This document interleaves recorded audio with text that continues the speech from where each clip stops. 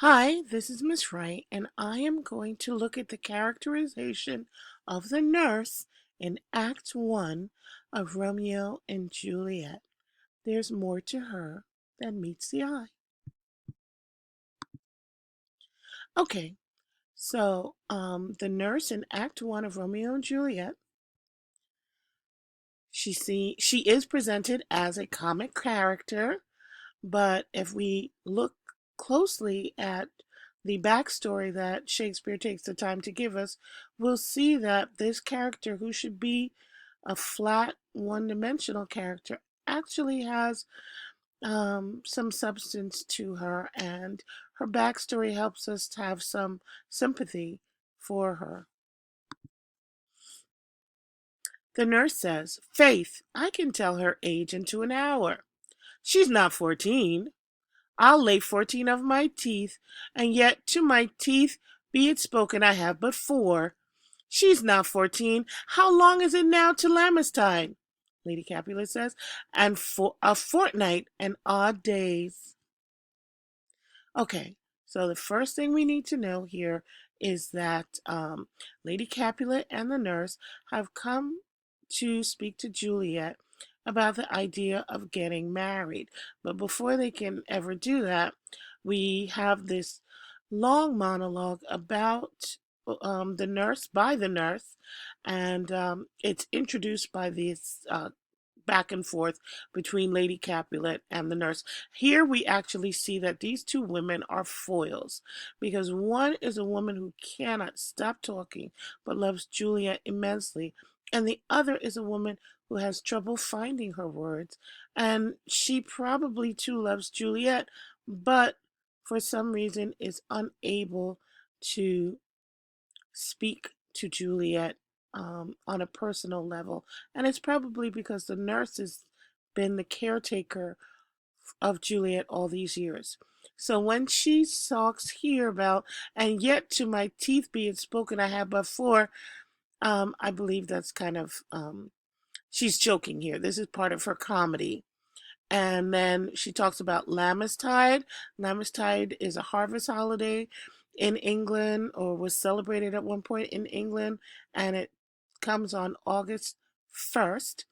And we are 2 weeks prior to that, because her birthday is coming in 2 weeks, which puts us in the middle of July. And this play takes place in midsummer, the week of July 14th. The Elizabethans believed that crazy things happened in the hot weather, also known as midsummer madness.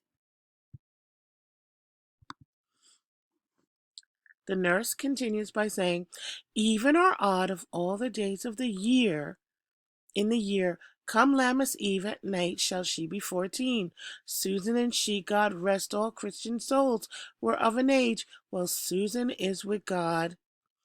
She was too good for me, but, as I said, on Lammas Eve at night shall she be 14. That shall she marry. I remember it well. 'Tis since the earthquake now 11 years. Okay, so we again are told how old Juliet is. She's not yet 14. She's 2 weeks away from her 14th birthday, which will occur on August 1st. We find out that the nurse had a family. She had a daughter. Her daughter's name was Susan, and that Susan is with God. So there's death there of a child. So the nurse had a daughter who died. She and Juliet were the same age, which makes sense because this nurse is a wet nurse, which is a woman who would breastfeed a baby in lieu of its actual mother. And she talks throughout this passage about the dug, which is her breast, and trying to wean Juliet off of her breast milk. So when she also talks about the earthquake, and she says there was an earthquake 11 years ago, um, which helps the nurse to mark Juliet's age. Juliet was 2 when the earthquake occurred, and the same day that she was trying to get Juliet to reject the breast milk by putting a bitter ointment on her breast so that the baby would not want to drink the breast milk anymore. The earth moved and she was startled, and it was the earthquake. The nurse continues on to say, and she was weaned. I never shall forget it.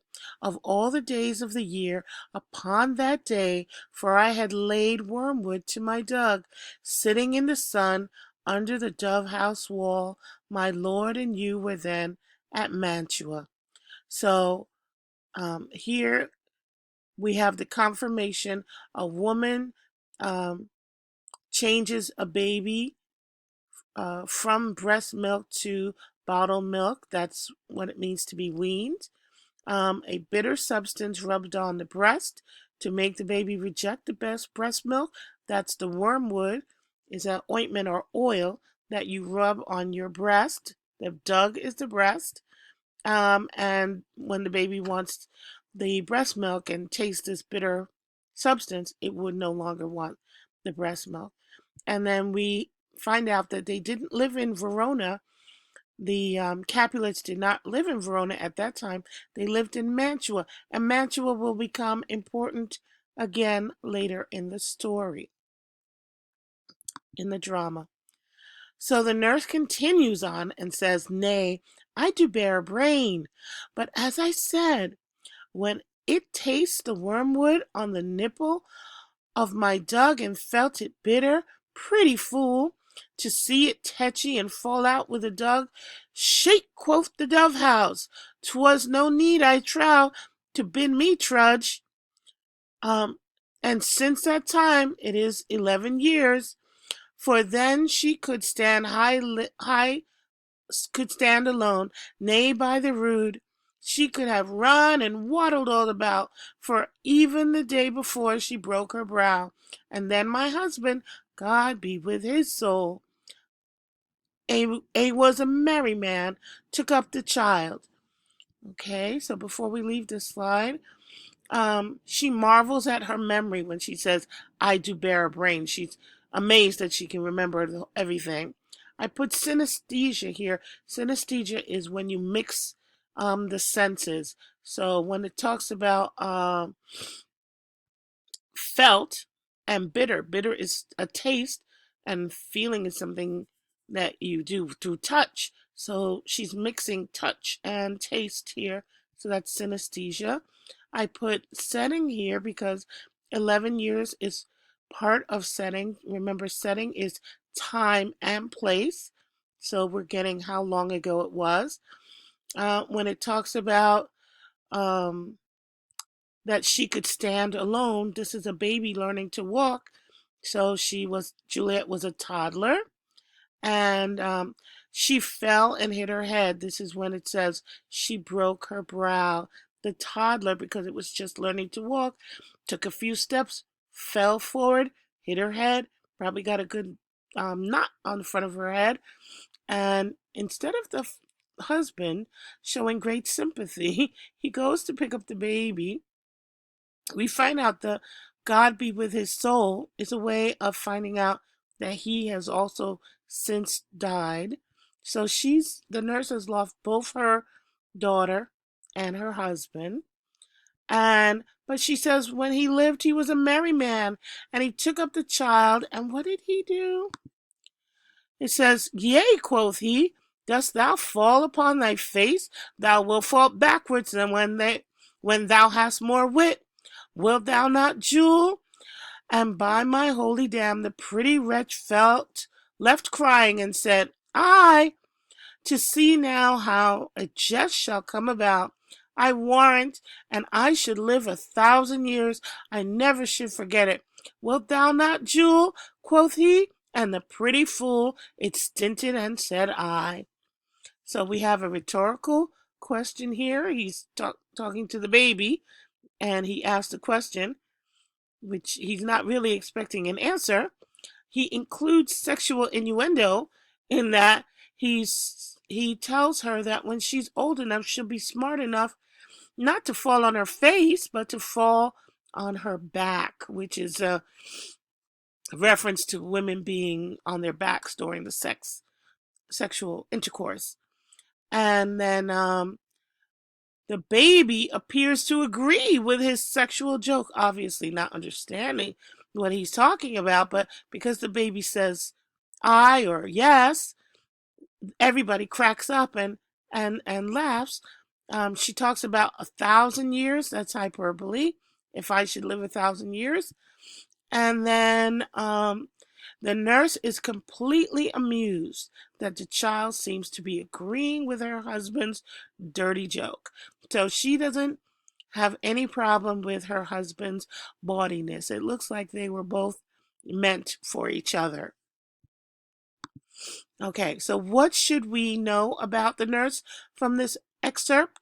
Um, AKA, also known as reading between the lines. I have to hurry up.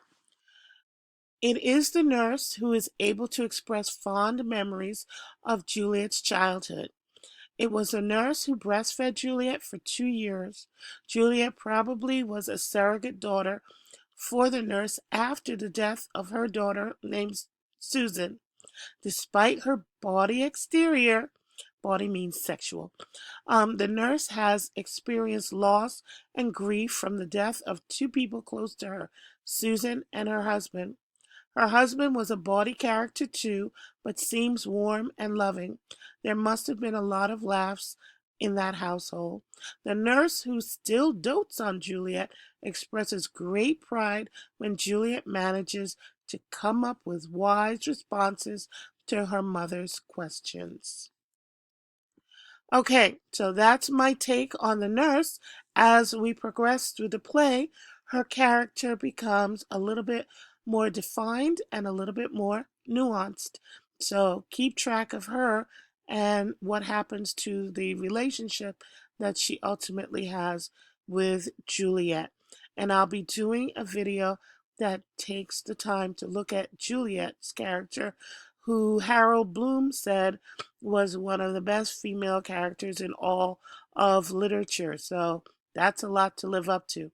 Okay, please keep taking the notes, add to your annotations, and study preparing for your tests and quizzes. I will see you back in class and have a good evening. Bye bye.